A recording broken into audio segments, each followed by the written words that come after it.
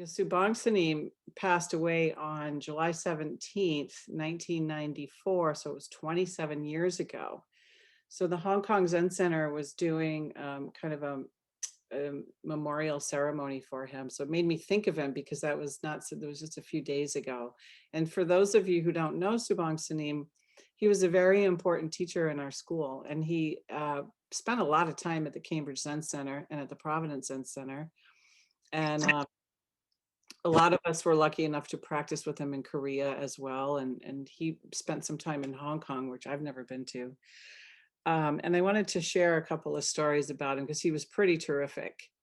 And one of the stories had to do with he had such a great dono mind. It was sometimes kind of funny how strong the dono mind was. It could be silly, but I love that quality about him. I think all of his students did. And when he was, this story is in Dropping Ashes on the Buddha.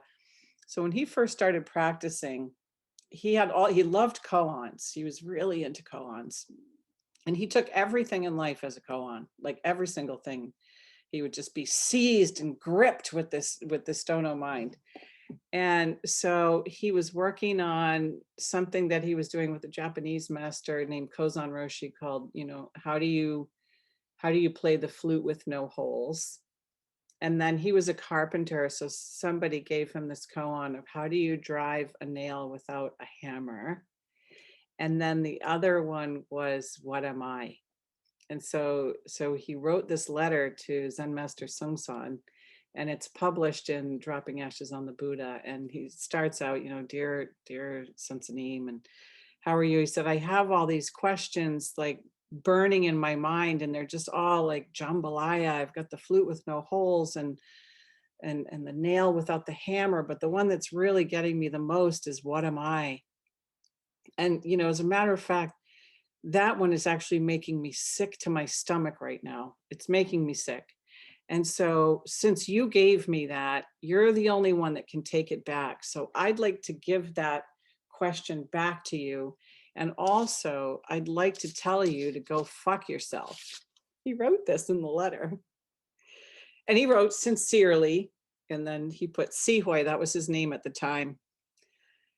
And Sansanim wrote him back, and as usual, he always did his letters like a formula. So he'd put the date and then dear so-and-so, so dear Sihoy. And then he'd always say, in your letter, you said, and then he'd enumerate the points. So he answered the points, and then he said, so in your letter, you told me to go fuck myself.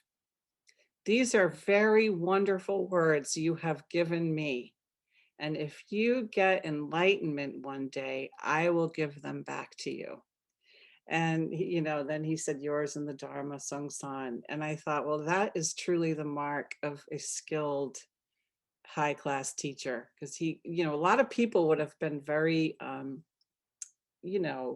angry to get such language. And I love the way that Sansanim was able to take that so skillfully and to give that back to Subang Sanim. And of course, he loved it too. And he was a really good teacher. And then in closing, I wanted to share, he just had such strong Dharma energy. I wanted to share the story of his death with you guys, because this was talk about an exit. So there was a 14-year-old girl in Hong Kong that really wanted to come and have an interview with him. And she was very excited about koan practice, and, kind of like Eli was when he was, saying how he was brand new, and she was very, very excited. And so for that interview, he had his monk's robes on, and it was like a special interview. It wasn't a retreat. Like he went to the Zen Center specifically for her because that was the only day she could go, I think. And she was sitting there, she was really excited. And so he said to her, what is perceive world sound? That's our school. Kwan means perceive world sound. And this girl answered correctly. And then he had his full special casa on and everything. And then he just expired while he was sitting there in the interview with her. Now, what was really interesting is Diane, who's sitting here tonight, her daughter, Mandy, was really close to Sihoy. And it reminded me, because Mark talks about that in the video that he made for the Hong Kong Zen Center, about how Mandy and Jesse just loved him so much. And Mandy was also 14 on the other side of the globe. So he's sitting with a 14-year-old girl in Hong Kong, and there's Mandy on the other side of the world who has a strong connection with him. And July 17th is her birthday. And so he died, and it was the middle of the night. So at that time, Diane was married to Mark still, and they got the call in the morning. And, you know, they were like crying or sad, and they were sitting there, and Mandy came out of her room, and they said, Mandy, we have something we have to tell you. And she said, you don't have to tell me. I already know, Mom. I already know, Dad. Sihoy came to me last night in my dream, and he's fine. She said, I saw him, and he was like a million dots of light. And it was like this really, really bright and happy thing. And she already knew without having to be told that he died that night. Isn't that just, I mean, I'm not saying it to be magical or anything like that, but just like he just had that kind of energy. I found it so amazing that it was on her birthday and both these girls were 14 on two different sides of the world. And that the last words he said